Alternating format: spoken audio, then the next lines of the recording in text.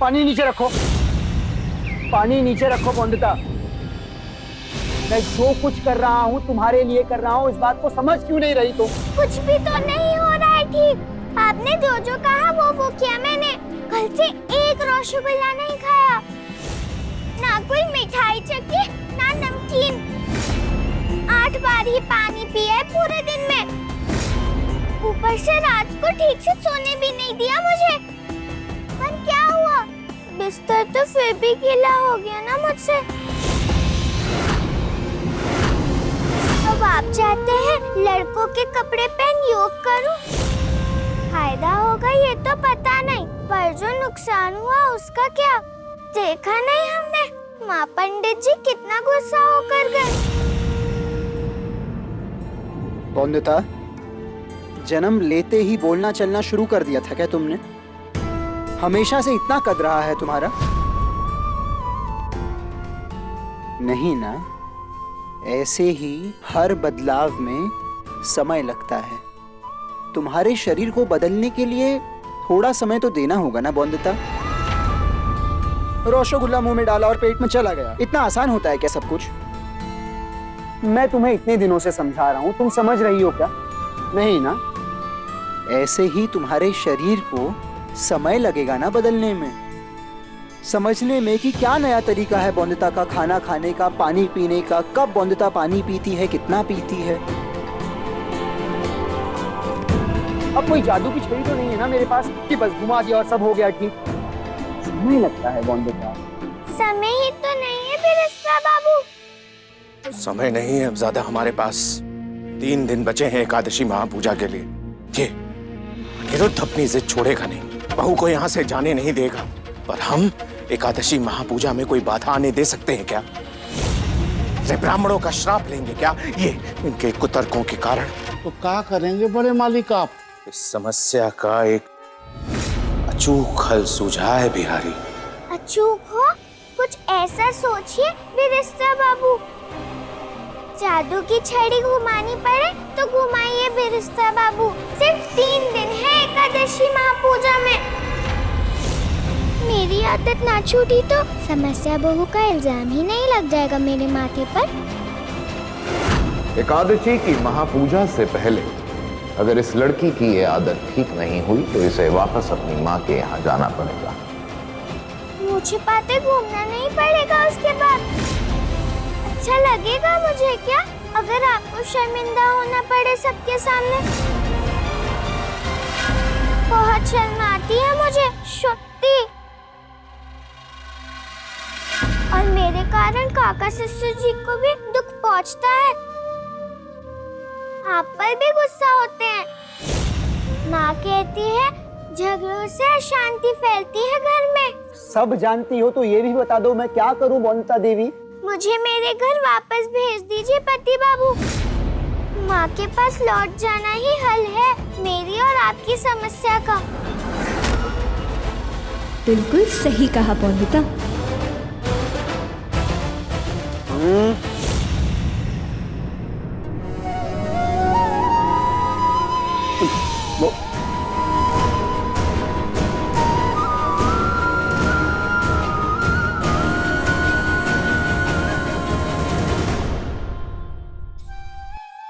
ये लो, बोंदिता को दे दो। घरेलू नुस्खा है। दीदा ने कहा था कि तरबूज खाने से प्यास कम लगती है। इससे कुछ नहीं होगा मिनी। बोंदिता सही कह रही थी, कुछ और सोचना होगा। तो तुम उसे घर छोड़ाओगे? नहीं मिनी, कोई अनोखा उपाय निकालना होगा। सच कहो तो मुझे बहुत बुरा लग रहा है तुम्हारे लिए। तुम कितना कुछ कर रहे हो पर कुछ बदल पा रहे हो? वो शर्मिंदा होती है तो क्या तुम अपनी हार से शर्मिंदा नहीं होते? अपने काका बाबा से उलझते हो उसके लिए। काश कोई जादू की छड़ी होती जिसे घुमाते ही सब ठीक हो जाता। पर क्या ये संभव होता है? संभव तो नहीं है, पर कुछ जादू तो करना होगा मिनी। समय नहीं है हमारे पास। ऐसा कोई अचूक तीर छोड़ना होगा जो सीधा निशाने पर लगे। और वो अचूक हल है तंत्र विद्या। अब तंत्र विद्या के सहारे ही इस समस्या का हल हो सकता है। बुलाओ काल कपाल बाबा को। डॉक्टर की मदद लेनी होगी मिनी। वंदिता को डॉक्टर को दिखाता हूँ, उनके पास जरूर इलाज होगा।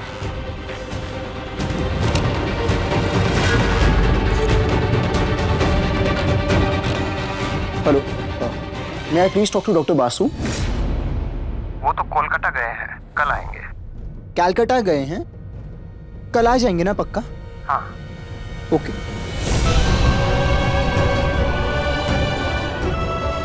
दादा ये बात समझने की कोशिश कीजिए। बाबा, काका, क्या हुआ तुम्हें? सब ठीक तो है? मैं तो ठीक हूँ, पर अनिरुद्ध दादा ठीक नहीं है।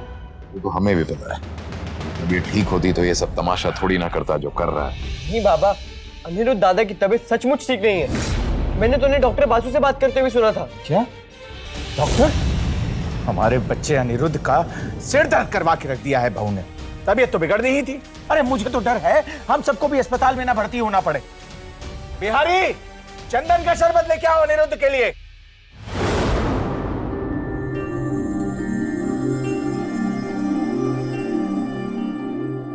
नहीं, बुखार तो नहीं। चंदन का शरबत पिलाओ, मन ठंडा होगा तो चिंता भी ठंडी पड़ जाएगी। हाँ दादा, आप चिंता ना करें, सब ठीक कर देंगे हम। अरे पर हुआ क्या है? मुझे घेरे क्यों हैं आप सब ऐसे? अरे क्योंकि अपना है तू, तेरी तबीयत ठीक नहीं है तो चिंता तो होगी। तबीयत खराब थी तो बताया क्यों नहीं? घर वाले हैं, कोई दुश्मन थोड़ी ना है तुम्हारे। किसने कहा मेरी तबीयत खराब है? बिल्कुल ठीक हूँ मैं। तो आप डॉक्टर से क्यों कह रहे थे मिलने के लिए? डॉक्टर से मिलना है मुझे, पर मेरे लिए नहीं, वंदिता के लिए।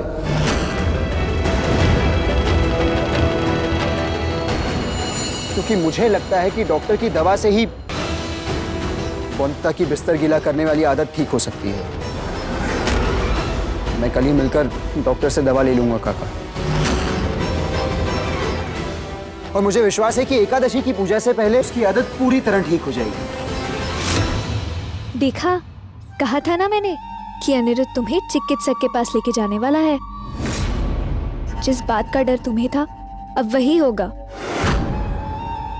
चिकित्सक को दिखाते ही क्या शहर भर में पता नहीं चल जाएगा तुम्हारे बिस्तर गीला करने की समस्या का?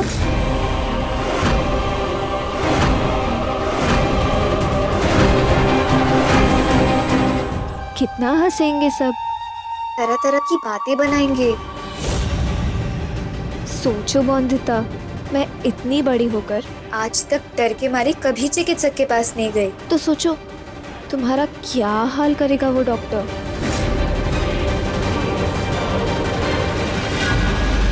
पता नहीं अनिरुद्ध क्यों नहीं समझता। तुम्हारी समस्या का हल डॉक्टर की सुई नहीं, तुम्हारी माँ है।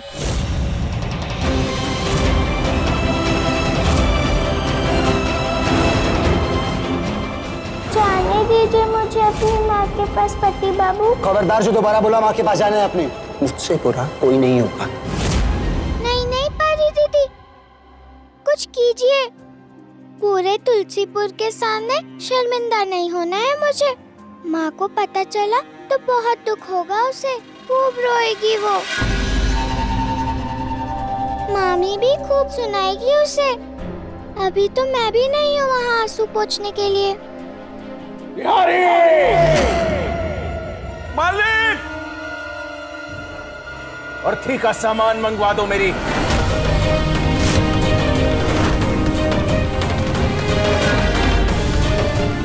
क्या हुआ काका? और क्या होना बाकी है अनिरुद्ध? घर में तो पहले ही हमें सबके सामने शर्मिंदा कर दिया। जो शहर भर में जमींदारों की शर्मिंदगी का ढोल पीटना है तुम्हें। बहू की बीमारी की बात अब तक घर की चार दीवारी के अंदर, पर तुम उसे डॉक्टर के पास लेके जाओगे तो पूरे तुलसीपुर को पता नहीं चल जाएगा। अरे वो लोग जो हमारी पीठ पीछे भी कुछ नहीं कहते, हमारे सामने हमारे मुंह पे हंसेंगे नहीं। ला बिहारी, तू अर्थी का सामान ला। मैं बताता हूँ क्या क्या सामान चाहिए। वो सफेद चादर, पर सफेद चादर देखना सस्ती ना हो। चंदन से कम लकड़ी हुई ना तो चिता से उठ के गर्दन दबोच लेंगे तुम्हारी। 21 ब्राह्मण का भोज कराना। एक भी आंसू बहेगा क्या हमारे लिए? हमारे श्राप में भी जगसाई ही तो होगी हमारी। पुत्र स्वर्ग की सीढ़ी दिखाता है और हमें तो नरक पहुंचाओगे ना तुम।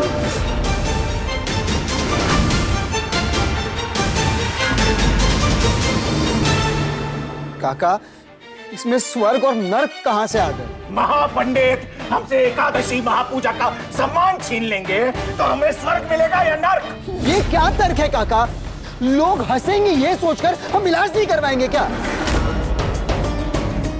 अच्छा काका, आप ही कहिए क्या सही है, इलाज करवाकर स्वस्थ रहना या घर में चिपकर बीमारी को सहते रहना? जिन्हें अपनी बेहतरी किस में है ये समझ नहीं आता, उनके हाथों में मैं अपना फैसला कैसे छोड़ दूंगा? बौंदिता डॉक्टर के पास ही जाएगी और मुझे फर्क नहीं पड़ता लोग क्या सोचते हैं।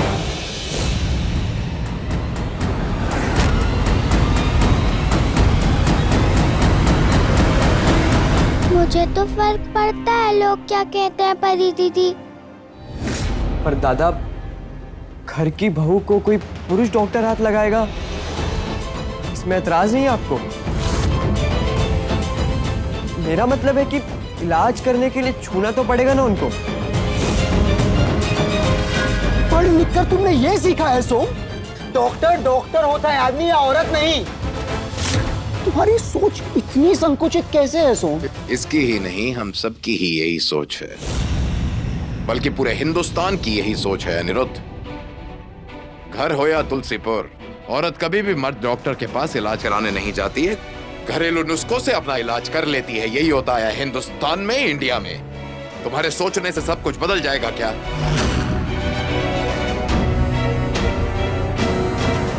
हाँ, बुराई क्या है बदलाव में?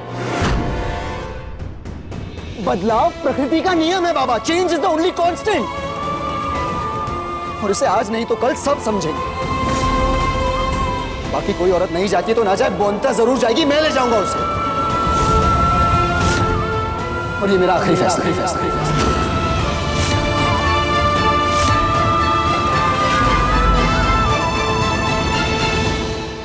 तुम होगे कहीं के बैरिस्टर और इस घर के न्यायाधीश हम हैं। हमारा भी फैसला सुन लो बैरिस्टर बाबू। इस घर में ये पाप नहीं होगा। इसको रोकना होगा बिनोय। काका ससुर जाने नहीं देंगे मुझे चिकित्सक के पास, ये बात जानती हूँ मैं। पर अनिरुद्ध, उसकी जिद नहीं जानती तुम? जो ठान लेता है वो करके छोड़ता है। कभी पीछे हटते देखा है उसे? मुझे नदी पे ही रहना है, वहाँ मिलना भी हो जाते मेरे सब। कह दिया तो कह दिया। कल से बाथरूम में ही जाओगी तुम नहाने, नदी पर नहीं। उसने फिर बिस्तर गीला करके अशुद्धि फैलाई तो क्या? 6 दिन है ना एकादशी की महापूजा में, तो 6 दिन में उसकी इस आदत में सुधार आ जाएगा। बिस्तर गीला करना एक अच्छी आदत नहीं है और इस आदत को हमें बदलना है, बस। ध्यान से सुनना मेरी बात। तुम दिन में सिर्फ 8 बार पानी पी सकती हो और हर बार सिर्फ 2 गिलास।